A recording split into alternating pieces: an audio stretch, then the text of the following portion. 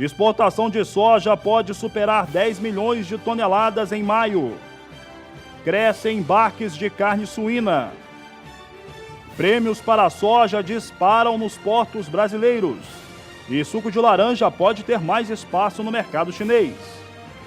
Olá, uma ótima tarde a você. Hoje é terça-feira, dia 21 de maio e começa agora, aqui pelo Canal do Boi, pela internet, a TV Imaculada Conceição, mais uma edição do Agricultura BR. Que bom estar contigo na sua casa, na sua fazenda, no seu escritório, para a partir de agora trazer as informações, as notícias que são importantes para o seu negócio, para a sua rentabilidade.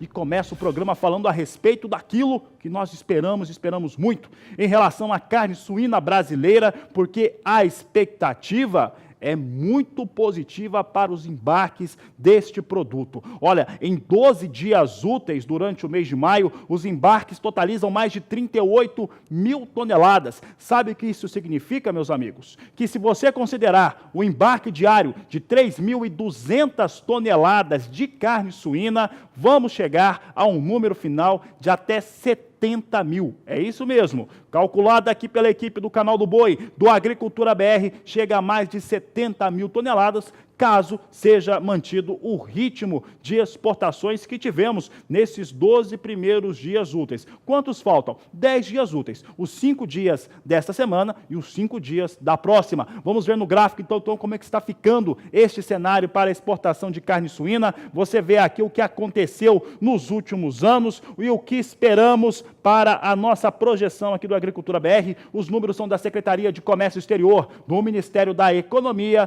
foram calculados e tabulados pelo Agricultura BR. Em 2015, o mês de maio totalizou 40.690 toneladas embarcadas. Em 2016, foram 55.250 toneladas embarcadas de carne suína. Esse, em 2016, foi o melhor mês de maio da história para o embarque de carne suína. Em 2017, esse número cai para 41.730 toneladas, volta a uma situação mais normal. No ano passado, 41.040 toneladas. Olha como a parcial é boa. Olha como a parcial é positiva. Volta aqui para o estúdio só um pouco. Olha só, na cor vermelha é o que aconteceu. Em 12 dias úteis, 38.700 toneladas de carne suína.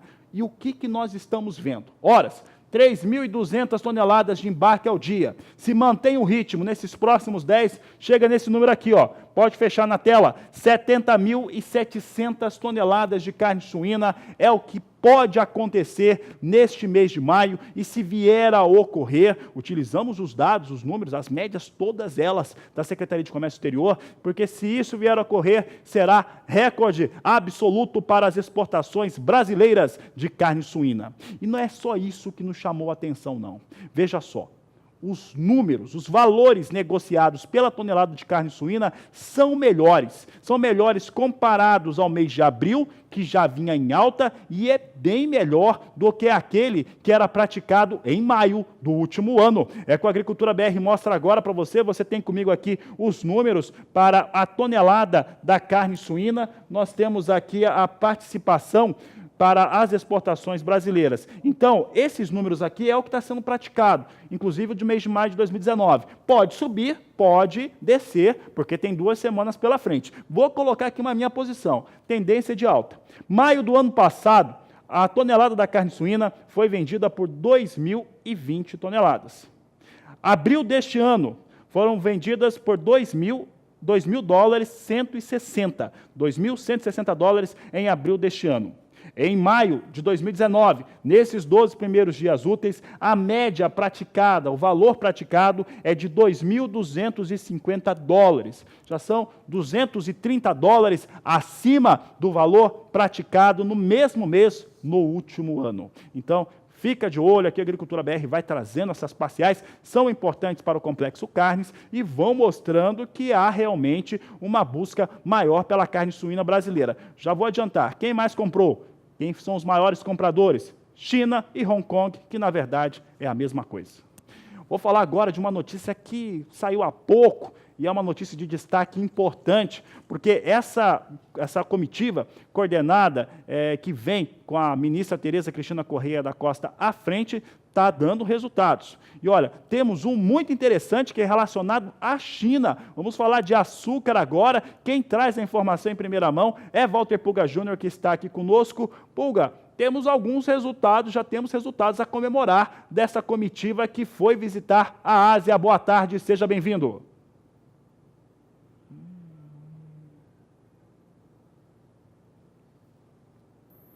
Acho que não tivemos as melhores condições, o Pulga não está me ouvindo, não tem problema. Daqui a pouco eu falo com o Pulga a respeito desse assunto, daqui a pouco ele vai ter condições de conversar conosco e nos ouvir, porque teve aí, o que aconteceu? A China aceitou as condições para fazer a aquisição de mais açúcar aqui do Brasil. Daqui a pouco falamos a respeito deste tema. Se o Pulga estiver nos ouvindo, vamos voltar a falar com ele. Agora sim, Pulga, notícia quente, notícia que acabou de sair, fechou um acordo entre Brasil e China em relação a açúcar. Boa tarde, seja bem-vindo.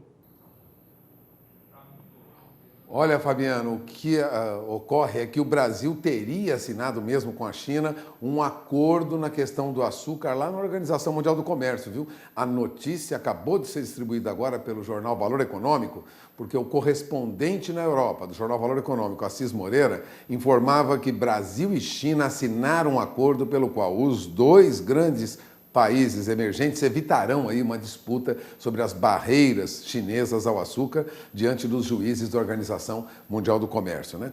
Bom, pelo acordo, o Brasil abandona a denúncia que fez contra a China na OMC e evita a abertura de um painel, aquele comitê de investigação contra os chineses. De seu lado, a China se compromete a não estender essa salvaguarda imposta ao açúcar brasileiro, uma cobrança de taxa elevadíssima, né? Além de maio de 2020. Assim, a tarifa fora da cota, que é de 85%, volta a ser 50%. Além disso, a China se comprometeria também a ser consistente com as regras do OMC e fazer licenciamento das importações e administração das cotas tarifárias do açúcar, né? Uma disputa na OMC, como se sabe, demora muito, causa muito problema, não tem efeito retroativo e a verdade é que o Brasil pretendia mesmo é ter a reabertura do mercado chinês sem as tarifas elevadas que foram impostas. Bom, isso deve ser anunciado pelo Itamaraty ainda hoje, segundo Assis Moreira, jornalista do Valor Econômico. Então temos aí um acordo com os chineses na questão do açúcar, que teria reduzido, né, com a imposição de tarifas chinesas, praticamente a zero as nossas exportações de açúcar para a China. Agora voltaremos aí a ter as taxas que anteriormente eram aplicadas e que permitiam ao Brasil exportar em condições tarifárias melhores. Detalhes sobre esse acordo nós teremos durante o dia. É com você, Fabiano. Certo, Pulga, daqui a pouco voltamos a falar. O tema é importante, tem esse acordo com a China, é bem interessante para a produção de açúcar aqui do Brasil.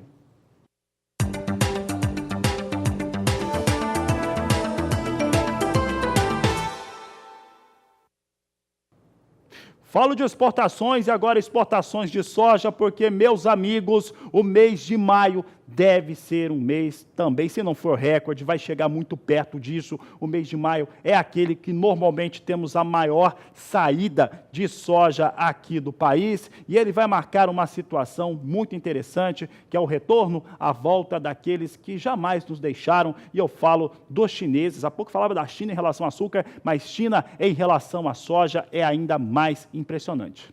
Olha só, até o momento, em 12 dias úteis, foram 6 milhões e 100 mil toneladas da oleaginosa embarcadas pelas tradings que operam no Brasil. São cerca de 511 mil toneladas que estão sendo embarcadas por dia pelas tradings. Mais do que isso, se mantém esse ritmo, vai passar dos 10 milhões de toneladas de novo, meus amigos. É bastante soja do Brasil, saindo do Brasil e saindo principalmente com destino à China.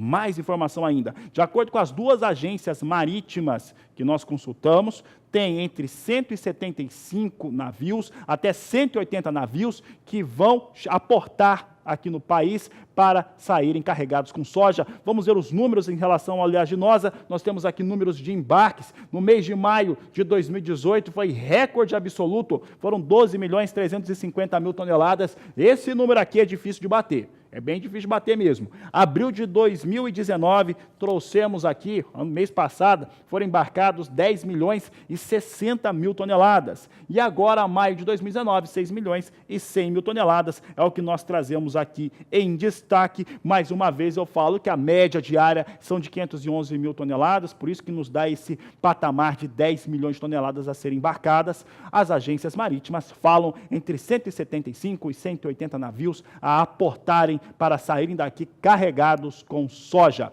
E o que nós temos? Se você está achando esses números bons, podemos ter números bem melhores durante o mês de junho e também o mês de julho. Por que, Fabiano? Você pode se perguntar. Ora, está todo mundo vendendo soja nesse momento. Nós tivemos um destravamento da comercialização da oleaginosa total desde o meio da última semana. E hoje, meus amigos, soja no porto já chega a superar a marca de R$ 81,50, tem preço de R$ 82,00 a saca, é o que estão me falando aqui a minha consciência está dizendo aqui através do ponto eletrônico, que já chega a R$ 82,00 a saca de 60 quilos. São os números que nós temos hoje. Por quê? Primeiro, você tem soja com recuperação na Bolsa de Chicago por conta dos problemas climáticos que os norte-americanos têm para plantar. O que for pior para eles neste momento é melhor para a soja no Brasil. Um outro tema relevante é que, com aquele advento da confusão comercial entre China e Estados Unidos, China veio para cá e o prêmio no porto ficou muito mais alto. Hoje o prêmio chega a $1, meus amigos. $1 por bushel é o prêmio que nós temos registrados no dia de hoje. E outro fator, o dólar está acima de R$ 4,00. Aí temos um mercado totalmente destravado, comercialização lá em cima, e essa soja que está sendo comercializada nessas semanas, nesses dias agora, ainda vai ser embarcada, então temos um forte volume pela frente para deixar o país e deixar em breve por conta desse destravamento de mercado. Em instantes, você vai saber como que esses números eles têm reagido no mercado, impactado principalmente em relação à produção brasileira e às exportações nacionais. O ritmo de embarques é bastante elevado, e isso vai fazer com que os norte-americanos, por outro lado, tenham ainda muito mais soja estocada. Vou falar agora de tecnologia e técnicas de campo. Você vai saber agora um pouco como que há uma expansão das áreas de cultivo com soja em estados tradicionais na produção agrícola e na pecuária também. Vai ver como que está sendo e acontecendo a integração entre agricultura e pecuária no Brasil. A reportagem é de Vinícius Souza.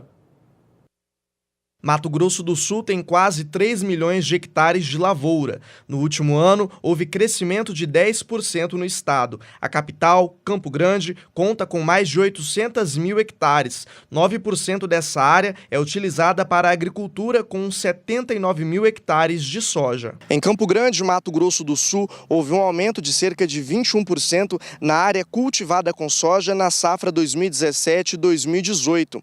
Mas, em contrapartida, o número das forrageiras diminuiu. Sendo assim, quais os impactos que essa atitude do produtor rural deve trazer para o agronegócio no estado? É o que explica este engenheiro agrônomo. O decréscimo no plantio das forrageiras esteve entre 25% e 30%, principalmente nas cultivares do gênero Braquiara. Uma tendência forte de aumento de preço ao longo do ano, por uma menor oferta de semente. Consequentemente, esse produtor, o produtor pecuarista, que vai reformar a pastagem, que pretende ampliar sua área ou reformar sua área de pastagem na fazenda, deve buscar antecipação nos negócios. O planejamento é indispensável. Para quem vai investir nas forrageiras, existe uma tendência para que os preços aumentem ao longo do ano. Buscar, junto ao seu fornecedor de semente, definir uma condição comercial, garantir aquele produto, garantir um preço menor mais cedo e também, claro, garantir a forrageira que ele vai utilizar. Para quem investiu na cultura da soja, os resultados foram mais positivos. Dados da AproSoja MS apontam que na safra 2017-2018, a área plantada em Campo Grande era de 64 mil hectares, subindo para 79 mil em 2018-2019, mostrando maior adesão da atividade. Nós viemos de 3 anos muito bons em produtividade no MS. O último agora tivemos seca e foi um pouquinho pior, né? Então isso chama o produtor a aumentar a área. E o parceiro pecuária pecuarista, né, ele olha começou a olhar essa movimentação de soja no estado e veio para a parceria. Dentro dessas parcerias, o arrendamento se tornou viável para melhorar o pasto e a produção de soja, oportunizando renda e crescimento no valor imobiliário da propriedade. A integração lavoura-pecuária também foi outro ponto que ajudou nesse aumento de área cultivada da soja na região. A segunda safra, por vezes, ela tem que ser com boi, com gado, com carne, e não olhando só direto o binômio soja-milho. Quando se fala do soja-milho, a importância de se colocar a braquiária nesse consórcio de segunda safra para dar segurança ao plantio de soja. De Campo Grande, Vinícius Souza. Aí algumas alternativas que apareceram no estado de Mato Grosso do Sul em relação à utilização das áreas, há uma expansão para a soja e há também negócios por parte da pecuária para arrendamentos, né? Se cultiva a soja, e depois você tem um cultivo também de braquiária ou de milho, e isso valoriza o solo, faz com que se tenha uma melhor qualidade, valoriza a propriedade rural também, e o pecuarista, no caso, consegue investir nas suas demais áreas para a produção.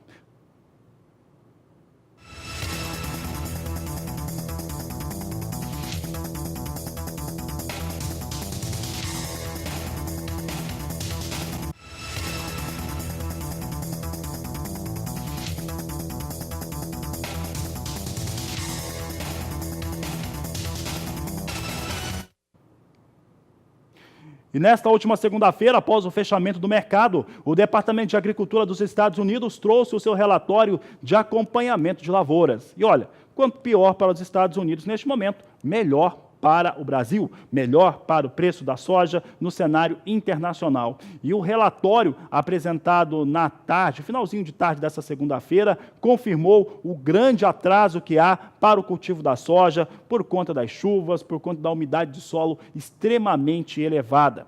Ora, nos Estados Unidos, eles chegam a 19% da área neste momento cultivada. Só para ter uma ideia de comparação, ano passado, as áreas nesta mesma data, que até o último domingo, vinha na casa de 53%. Vamos aos números, vamos ao gráfico que você vai entender melhor o que vem acontecendo nos Estados Unidos. Até o dia 19 de maio de 2019, apenas 19% da área destinada à soja norte-americana havia sido cultivada. É baixo, meus amigos, é bem baixo frente àquilo que acontecia no ano passado e também a média.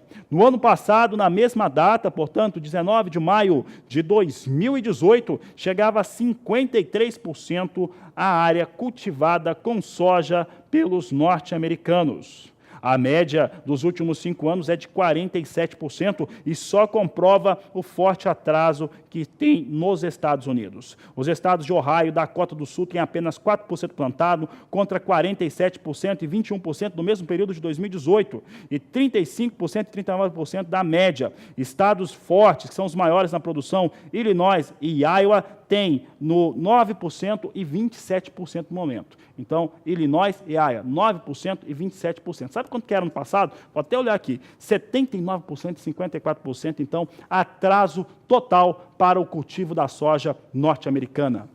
Esse atraso, esses problemas com chuvas e excesso de umidade de solo vão ser bem positivos, principalmente até se resolver essa safra norte-americana, que, como eles têm um bom solo, têm boa qualidade, tecnologia, pode até se recuperar, mas até isso acontecer, soja tende a subir em Chicago. Ontem subia, vamos saber, fechava em alta, vamos saber como é que vem os negócios agora. Não poderia ser diferente, a alta é de mais de 12 centes, entre 12 e 13 centes de dólar de alta. Soja vai recuperando na Bolsa de Chicago, e nós temos neste momento a posição de julho a 8 dólares 44 centes mais 4 o bushel. Agosto, 8 dólares 51 centes mais 2. Setembro, 8 dólares 57 centes mais 6. E a posição de novembro, 8 dólares 70 centes mais 6. São os negócios que nós temos agora com soja na Bolsa de Chicago. Portanto, Chicago vem alta por mais um dia e os números que estão sendo apresentados por lá de safra são ruins para a nova campanha do ciclo 2019-2020.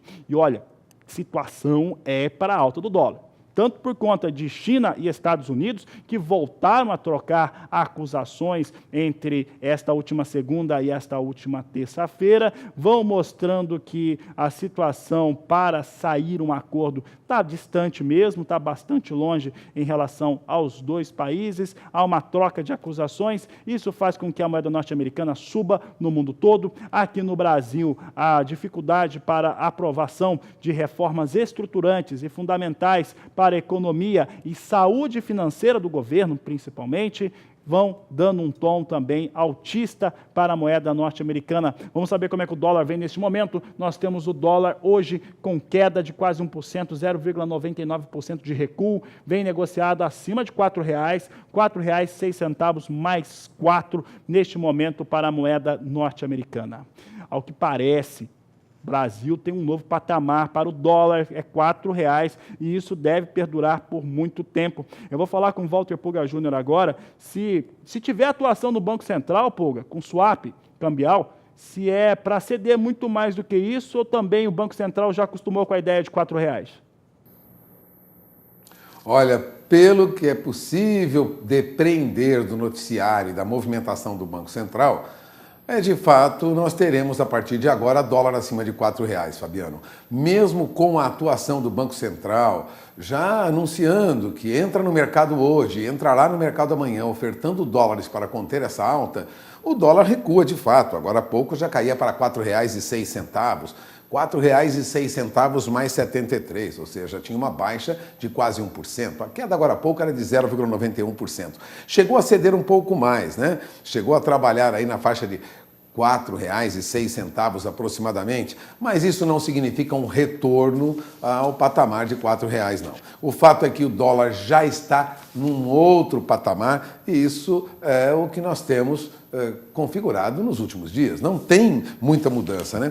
O Banco Central já anunciou na sexta-feira leilão, né, de rolagem da linha de dólares com compromisso de recompra, ou seja, iria mesmo fazer oferta de recursos no mercado já com proposta de compra lá na frente, né? Agora, o Banco Central tem ainda em vamos dizer, sua perspectiva, né, Fabiano, que até julho ele tem que rolar aí mais de 10 bilhões de dólares, ou seja, vai manter no mercado todos esses dólares, mas praticamente nada traz indicações, nenhuma das atitudes do Banco Central de que nós teremos dólar abaixo de R$ 4,00, pelo menos nos próximos dias. É bom ir se acostumando com a ideia do dólar na faixa de R$ 4,00, o que, aliás, já é admitido por algumas consultorias internacionais que analisam a economia brasileira.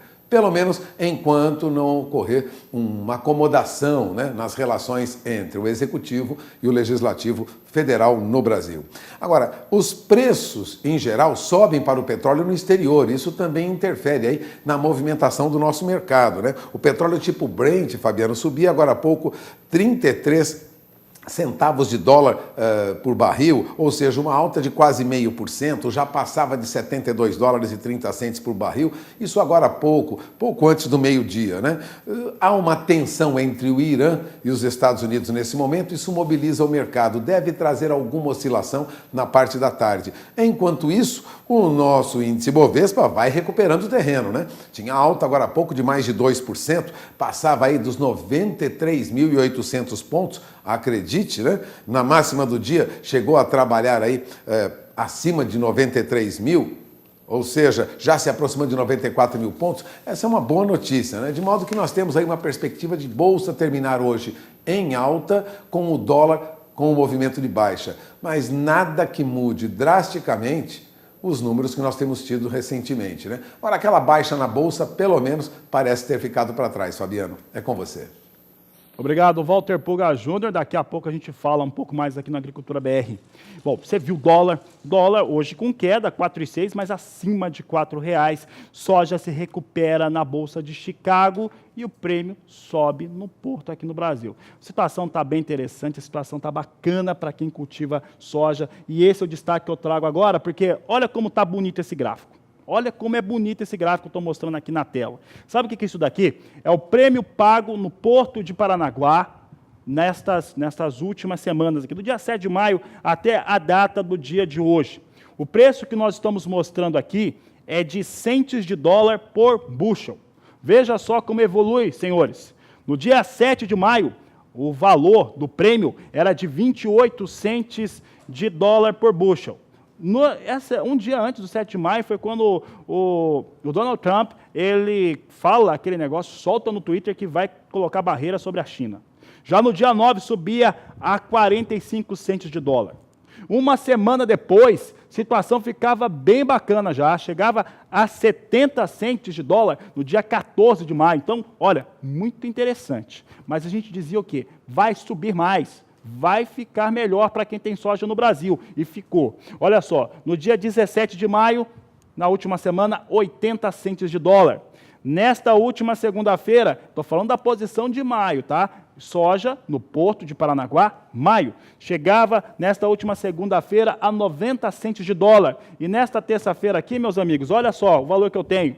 95 centes de dólar por bushel é o prêmio que nós temos neste momento agora para a soja exportada por Paranaguá. Posição em maio, portanto, é alta, é elevação para a soja negociada no Brasil. E o que isso representa nos valores? Representa que os valores em reais vêm mais altos. Antes de mostrar como é que estão os valores no Porto, que eu sei que o senhor está querendo saber, eu vou mostrar como é que são as demais posições relacionadas a Porto de Paranaguá. Você acompanha comigo agora? Está aqui na tela comigo, vira aqui, olha só. Maio, você tem aqui até a segunda-feira, 90 centes de dólar. Junho, 0,95 centes, então 95 centes de dólar. Para julho e agosto, o valor pago por o prêmio já chega a $1 por bushel. É isso mesmo, chega a $1 por bushel já, algumas posições, julho e agosto já está pagando $1 por bushel, e essa posição de maio agora, 95 centes.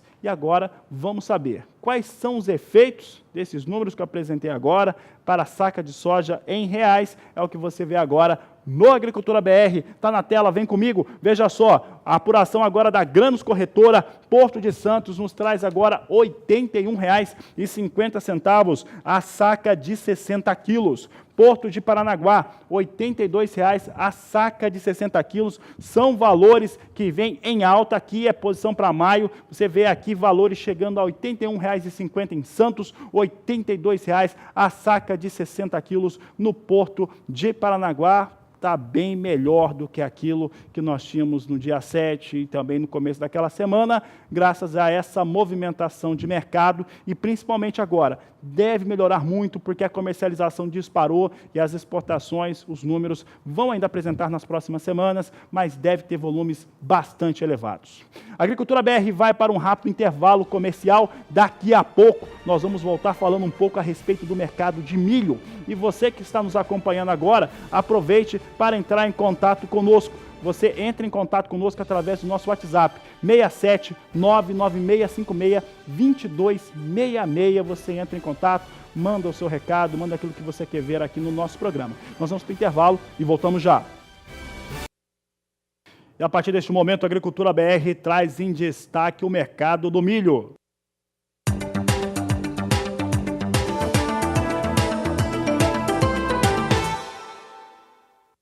O milho é importante para quem produz grãos, para quem consome, como a pecuária brasileira, e também para a produção de combustível, que é importante através do etanol. E como o Brasil vai ter uma das segundas safras maiores da história, talvez o maior recorde em produção em segunda campanha, tem milho bastante no Brasil e a produção de etanol cada vez mais é uma alternativa. Quem fala a respeito do assunto é Walter Pulga. Pulga, tem ampliado e de uma maneira bastante forte, expressiva, a produção de etanol com base de milho no Brasil.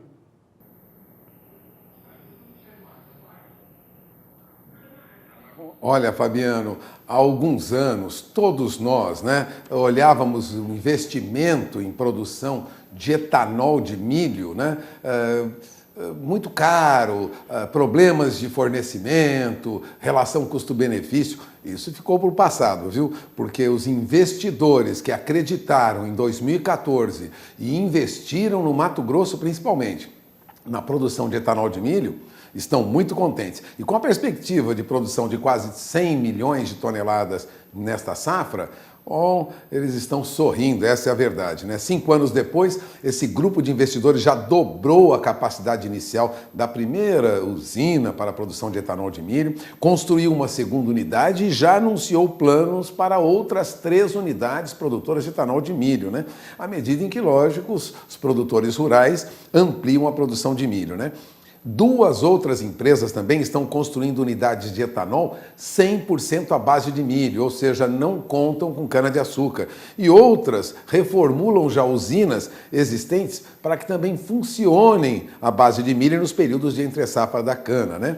São as chamadas unidades flexíveis, produzem etanol de cana e etanol de milho. Agora, segundo Rafael Abud, ele é presidente executivo da FS Bioenergia, uma das empresas que investe na produção de etanol de milho, estamos satisfeitos com as perspectivas, ele disse. Nossa primeira unidade vem entregando excelentes resultados. Aliás, todas as 5 unidades da FS Bioenergia ficarão em Mato Grosso, que é o estado que tem grande produção de grãos do país, né? O principal produtor de grãos do país. Aliás, lá a produção de etanol já avançou 275% nos últimos 10 anos, devido à prática dos agricultores de plantar uma segunda safra, geralmente de milho, após a colheita da principal safra de verão, que normalmente é a da soja. Resumindo, essa empresa, a FS Bioenergia, anunciou em abril 2 novas usinas de etanol de milho, Fabiano. Mato Grosso lidera no crescimento da produção de milho no Brasil, deve alcançar esse recorde aí de 100 milhões de toneladas na atual safra, ou seja, temos uma perspectiva de uma produção muito grande de milho, né? E, segundo o Ricardo Tonzik, que é presidente da União Nacional de Etanol de Milho, que foi um grupo criado para representar a indústria de etanol de milho no Brasil, a segunda safra de milho já está consolidada e mais, hein? Abre caminho para diversos projetos no Brasil. Ou seja, quem trabalha com etanol de milho está, vamos dizer assim, sorrindo. Os investimentos deram resultado. Agora, o diretor comercial de uma outra empresa, da Impasa, o Luiz Pomata, disse que além do etanol, também há bioprodutos como os grãos secos por destilação, né? No caso os chamados DDGs, né? E também óleo de milho, que mostram uma forte demanda lá no Mato Grosso. Então a perspectiva, Fabiano, para quem trabalha com etanol de milho e com o que sai desse produto, desse trabalho, né? O que resta, vamos dizer assim, tem demanda também, a perspectiva é muito boa, viu? Essa grande safra de milho, na verdade, não prejudica, né? Não vamos dizer, não sobra milho no mercado, não. Há uma demanda forte e a perspectiva é muito boa. Fabiano? Tá certo, Walter Pulga, obrigado pela participação. E você confere conosco agora cotações da saca de milho em Mato Grosso.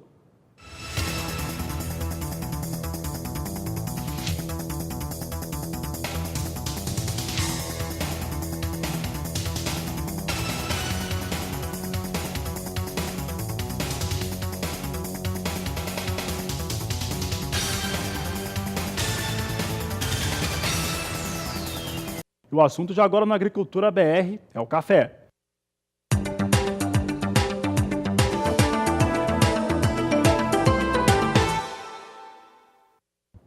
Em relação ao café arábica, as pressões seguem na Bolsa de Nova York, com dólar mais elevado e uma expectativa de safra cheia, neste momento de bienalidade negativa no Brasil, e também uma safra em alta, que é o que deve acontecer no próximo ano.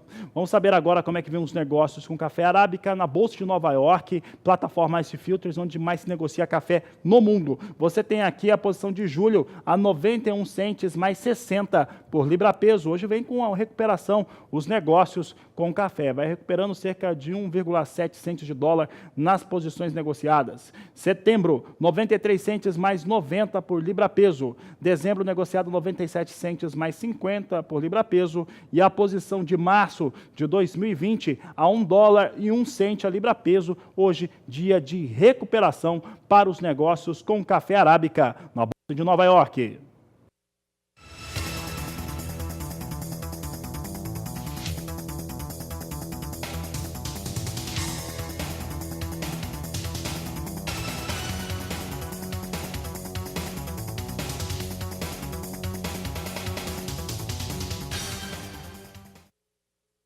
Seguimos falando de café e agora mercado futuro do café robusta, negociado na Bolsa de Londres. Vem sendo negociado neste momento com alta, ali na casa entre $1.330 até $1.400 a tonelada. É o que você acompanha conosco a partir de agora. Temos aqui os números para o robusta. Você tem a posição de julho a $1.349 a tonelada, a alta é de 1,11%. Setembro, $1.370 a tonelada, subindo 1,16%.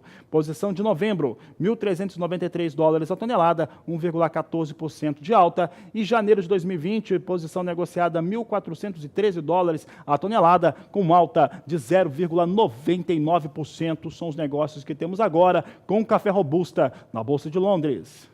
E a seguir no Agricultura BR, você vai saber o que acontece com o suco de laranja do Brasil. As exportações em maio estão um pouco mais fracas e você vai ver também que China e Brasil podem entrar num acordo e tirar restrições do produto brasileiro. E o assunto por aqui no Agricultura BR agora é o suco de laranja.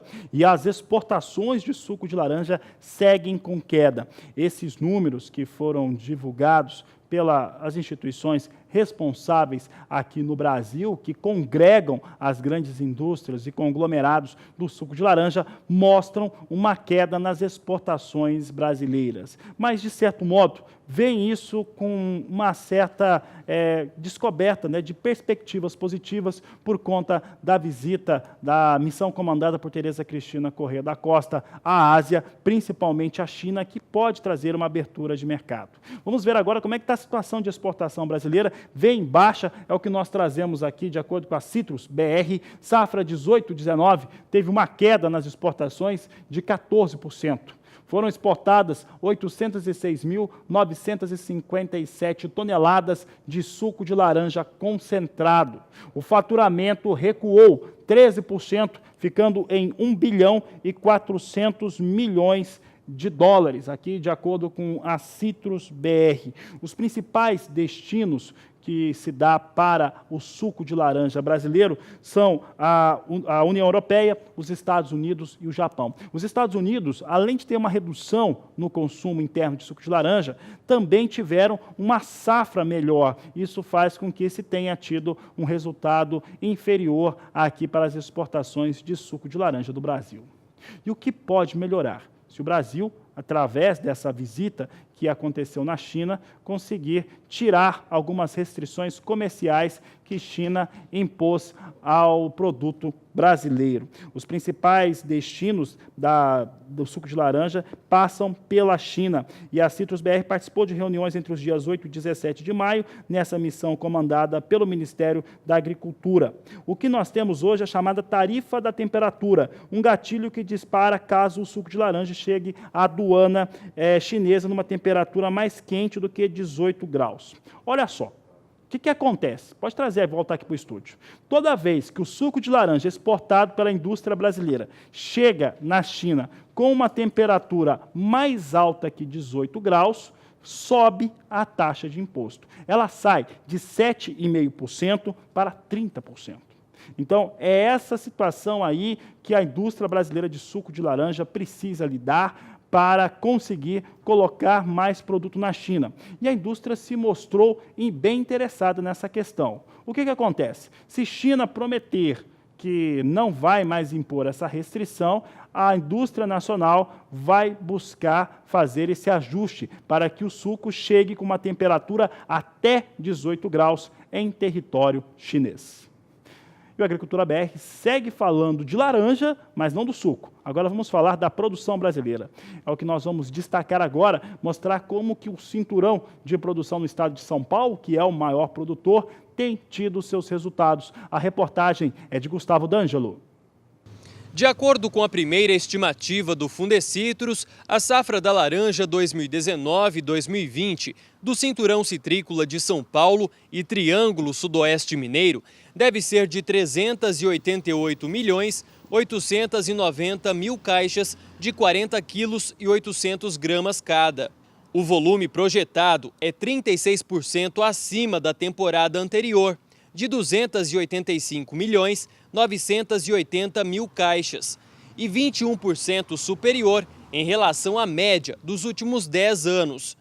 A recuperação da produtividade dos pomares foi desencadeada principalmente pelo clima favorável para a floração e pegamento dos frutos, ao contrário do observado na safra passada. De Araçatuba, São Paulo, Gustavo D'Angelo. E por aqui o Agricultura BR vai para um rápido intervalo comercial. Daqui a pouco voltamos com muito mais informações para você. Fique conosco. Internet das coisas, inteligência artificial, uma série de aplicativos já estão disponíveis para o desenvolvimento da agropecuária nacional.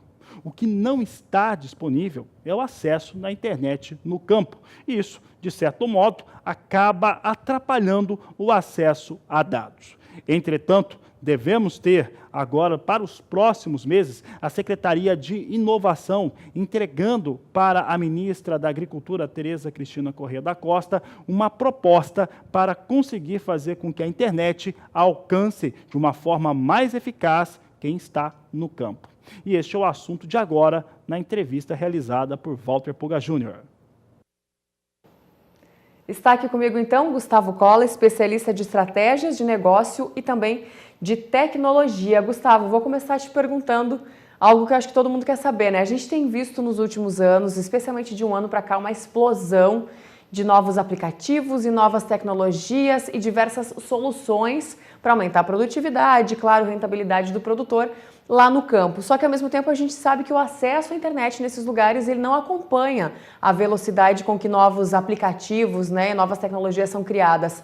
Como fazer para driblar isso nesse momento, sabendo que muitas vezes isso pode demorar? Existe uma ideia por parte do governo, Ministério da Agricultura, que isso já se solucione agora a partir desse ano, mas a gente não sabe quanto tempo que isso ainda pode demorar. Então, como contornar essa situação sem fazer com que a tecnologia deixe de estar presente no campo? Seja bem-vindo ao Canal do Boi.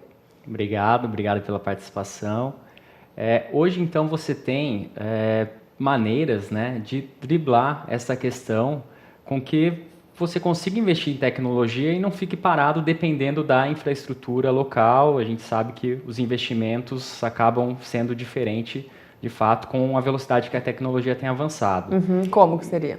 Então, hoje você já tem tanto sensores que trabalham em modo offline, né, e não são totalmente dependentes de uma rede de internet e conseguem trabalhar, por exemplo, com uma rede de telefonia móvel disponível, né, enviando informação apenas com a rede de telefonia móvel ou, muitas vezes, conseguindo armazenar informações, né, caso a sua rede caia, e suba essa informação, esse dado, para armazenamento. Assim como estações meteorológicas também hoje que você tem que funcionam em modo offline durante um determinado período, e você também pode ter a opção de descarregar a informação dessa estação, né, via ali um Bluetooth ou via realmente um pendrive, ali você tirando a informação e descarregando essa informação sem que dependa de uma rede de internet. Exato. Certo.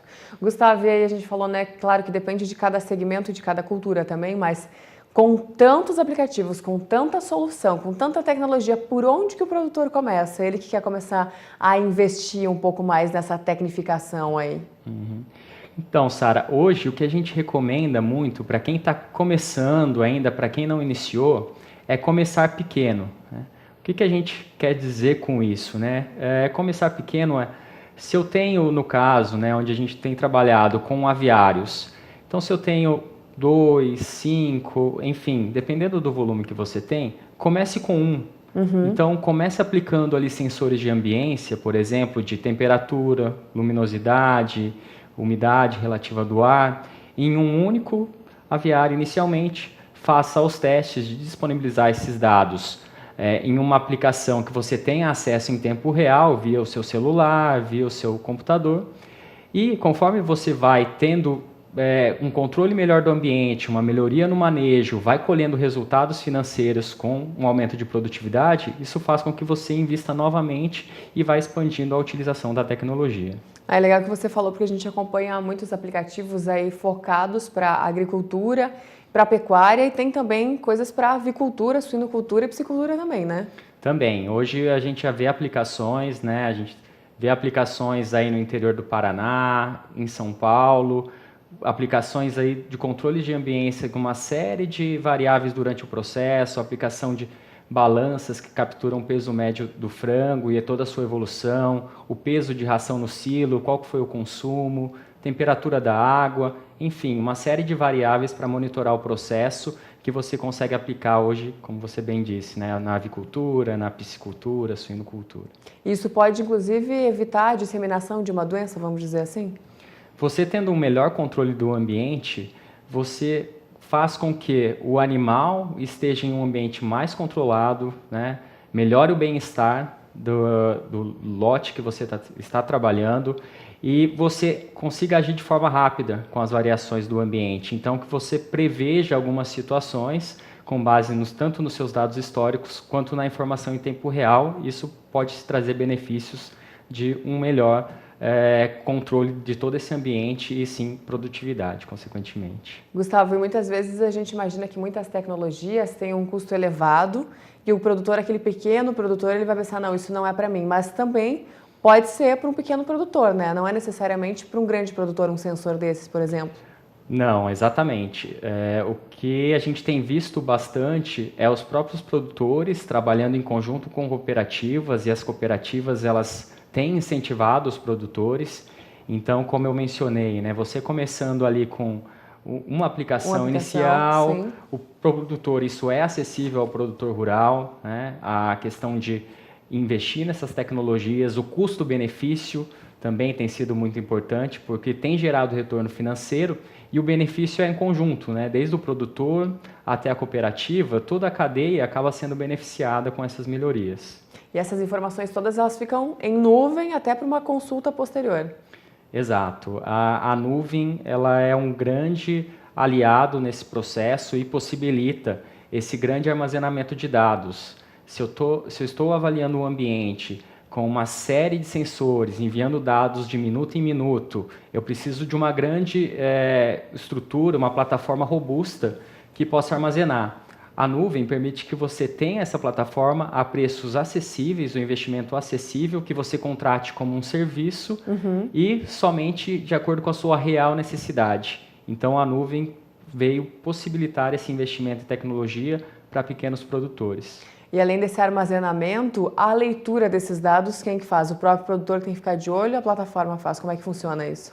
A plataforma recebe todos esses dados e, por meio de aplicativos, ela disponibiliza em tempo real a leitura e também você consegue configurar alertas. Então, de acordo com variações na temperatura, se ela excedeu alguns níveis que não são aceitáveis para o processo, o próprio produtor ou o próprio responsável consegue receber um SMS, um e-mail, uma mensagem que ocorreu uma variação de forma automática. Ah, perfeito. Então, para finalizar, fala um pouco do sensor. Então, como que ele funciona, quais são as funções dele? Você já falou alguma coisa, né? Mas olhando para ele especificamente, de que forma que ele atua? Esse sensor especificamente que eu estou aqui, ele está medindo temperatura, luminosidade e umidade relativa do ar em um mesmo sensor. Então, cada sensor possui os módulos acoplados para medir alguma variação do ambiente. O sensor ele trabalha com bateria interna, então não precisa ser ligado a uma rede elétrica. O que acaba sendo também pouco invasivo ao ambiente, você não precisa mudar o seu ambiente, você aplica ele diretamente, com uma autonomia de 3 a 5 anos da bateria. Então, isso também tem sido bastante importante para que eu não precise alterar o meu espaço, né? Eu consigo aplicar ele de uma forma fácil, rápida. Hoje a aplicação dele é muito prática, né? A gente tem aí projetos de 2 semanas com toda a aplicação realizada e disponibilizando essa informação em tempo real, seja para o produtor, para o cooperado, para a cooperativa. E um sensor assim, ele seria para cobertura de quantos animais, por exemplo? Aqui a gente teve um caso piloto que nós realizamos em um aviário com 30 mil frangos, né? Então, a gente aplicou uma série de sensores no galpão e você consegue monitorar um grande volume de animais. Perfeito. Então, Gustavo Cola, especialista de estratégias de negócio e também de tecnologia. Mais uma vez, obrigada pela sua participação aqui conosco. Obrigado, Sara. Tá certo. Soluções aí também para avicultura, piscicultura e suinocultura. Devolvendo o sinal para Campo Grande, é com vocês. Aí, Sara Kirchhoff com Gustavo Cola, falando a respeito da disposição dos recursos de internet no campo. Nós vamos para o intervalo comercial, daqui a pouco tem mais informação para você, tem mais dicas de como melhorar a sua rentabilidade no campo. É o que você vai ter logo após o intervalo. Olha, durante o Simpósio Brasileiro de Solos Arenosos, vários assuntos foram debatidos, foram discutidos, e você vai acompanhar agora uma das soluções que foram apresentadas na reportagem de Caio Rodrigues. Zoneamento agroecológico, esse é o assunto que eu trato a partir de agora com o pesquisador Silvio Berg, da Embrapa Solos do Rio de Janeiro. Pesquisador, o que está sendo feito aqui no nosso estado do Mato Grosso do Sul a respeito deste assunto? O zoneamento agroecológico é um trabalho desenvolvido da Embrapa em parceria com o governo do estado já há alguns anos, né? Ele teve início nas décadas passadas e agora nós estamos dando continuidade a esse trabalho. É uma grande parceria entre a Embrapa, né, as universidades aqui do estado, o governo do estado, com apoio do Ministério da Agricultura do governo federal, né? Os nossos solos aqui no Mato Grosso do Sul são boa parte arenosos, né? E aí a gente tem que achar uma forma de trabalhar em cima desses solos. Exatamente. Nós estamos aqui nesse evento, né, que é o 3º simpósio de solos arenosos, tratando exatamente desse assunto. Nós estamos aqui discutindo todos os avanços, né, nas práticas e manejo de conhecimento dos solos arenosos. O estado do Mato Grosso do Sul tem uma área muito grande, quase cerca de 6 milhões de hectares de solos arenosos, e nós estamos aqui discutindo isso para que o zoneamento agroecológico aborde, né, essa questão de uma forma bem técnica e com bastante conhecimento. Em relação ao zoneamento com o Pronasolos, que é um programa aí nacional, explica para a gente como que está a situação. Isso. Na realidade, o Pronasolos é um programa nacional de levantamento e interpretação de solos. É um programa do governo federal, né? Foi implantado no final do ano passado, e o zoneamento agroecológico está plenamente associado a isso. O Mato Grosso do Sul é um dos estados pioneiros nesses levantamentos de solos. O zoneamento agroecológico do estado do Mato Grosso do Sul trata com dados primários, baseados em quê? Em levantamentos de solos. Então há uma íntima ligação entre o Pronasolos e o zoneamento agroecológico. Nós estamos dando suporte ao Pronasolos e utilizando os resultados do Pronasolos para fazer o zoneamento agroecológico do estado do Mato Grosso do Sul. Muito obrigada, Silvio, pelas suas informações. De Campo Grande, Caio Rodrigues. E governadores e técnicos da região centro-oeste do país estão reunidos na capital federal para discutir projetos de desenvolvimento para a região.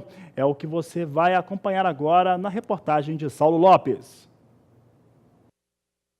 Governadores do Centro-Oeste, Ronaldo Caiado de Goiás, Ibanez Rocha do Distrito Federal e Reinaldo Azambuja de Mato Grosso do Sul, cercados de técnicos, ouviram o ministro de Desenvolvimento Regional, Gustavo Canuto, e as autoridades da SUDECO detalharem como vão ser aplicados os 9,2 bilhões e meio de reais nos 4 estados.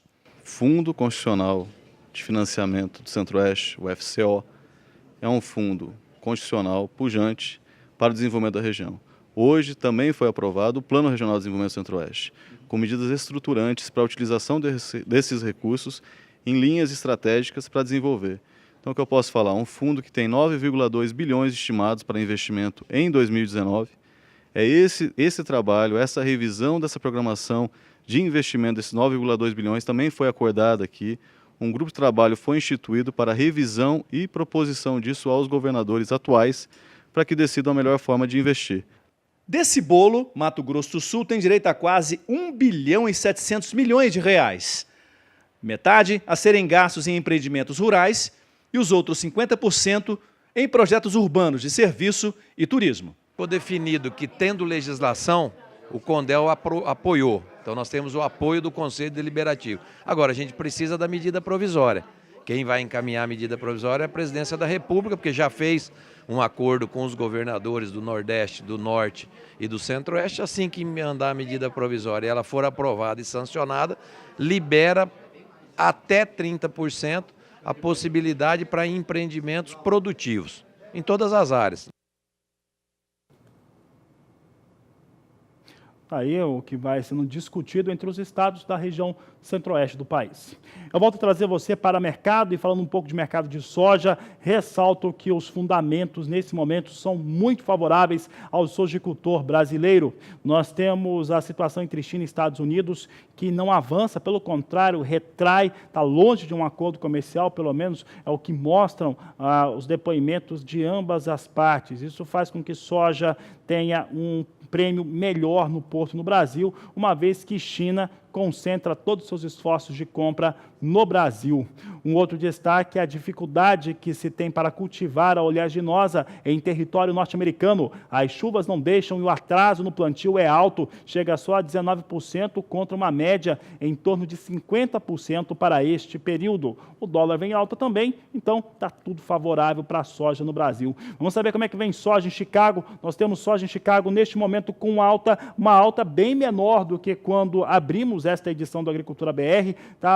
Quando abrimos o programa, estava uma alta de 11 centes, agora vem entre 4 e 5 centes de dólar, e a posição de julho é negociada a 8 dólares 36 centes mais 4 por bushel. Agosto, 8 dólares 42 centes mais 6. Setembro, 8 dólares 49 centes mais 4. E a posição de novembro, a 8 dólares 62 centes mais 6 por bushel. São os negócios que temos neste momento com soja em Chicago. Mantém alta, mas é uma alta menor do que aquela que tínhamos há pelo menos 1h20. A Agricultura BR segue falando de números importantes para o seu negócio. E agora eu destaco o que acontece com o dólar comercial. O dólar comercial, que ontem fechou acima de R$ 4,10, ele hoje vinha com queda e estava sendo negociado na abertura desta edição a R$ 4,06. Mesmo com o recuo de hoje, o dólar vai mantendo esse novo piso, essa nova situação psicológica acima de R$ 4,00. O valor da moeda norte-americana é o que nós temos agora, R$ 4,06 mais 9 para o dólar negociado no Brasil. É uma queda neste momento de 0,86% para a moeda norte-americana em território nacional, câmbio comercial. Outras informações, destaques, notícias, você vê logo mais às 17h20 no Agricultura BR 3, porque você já sabe, este é o Agricultura BR, a inteligência e a transparência do agronegócio, sempre com você. A todos uma excelente tarde e até mais!